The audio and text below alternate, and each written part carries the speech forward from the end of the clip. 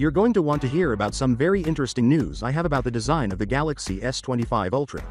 Let's get started with some early looks at the front and rear of the next model, which is shaping up to be a significant divergence from the S24 Ultra.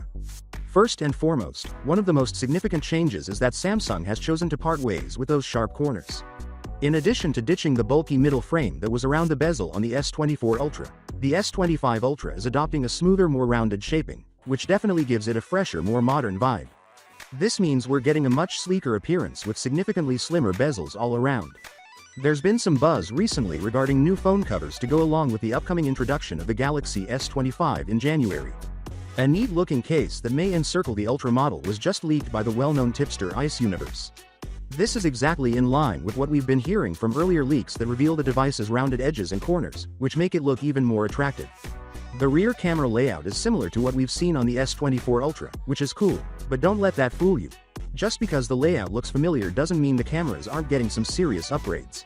If you're curious about where everything is on the phone, this case leak reveals that all the buttons and ports are exactly where you'd expect them to be. Therefore, even though the S25 Ultra and S24 Ultra won't look drastically different, the rounded corners and the new symmetrical frame will make the device feel much better in your hands. Even though the camera may look slightly smaller in some photos, it is anticipated to maintain a similar design to the S24 Ultra but with exciting improvements that should blow us away. You'll notice that the corners are less rounded and the bezels on the S25 Ultra are much smaller. It's amazing how just a few tweaks can make such a big difference. The Samsung phone truly pops with its slimmer bezels when stacked next to the iPhone 16 Pro Max.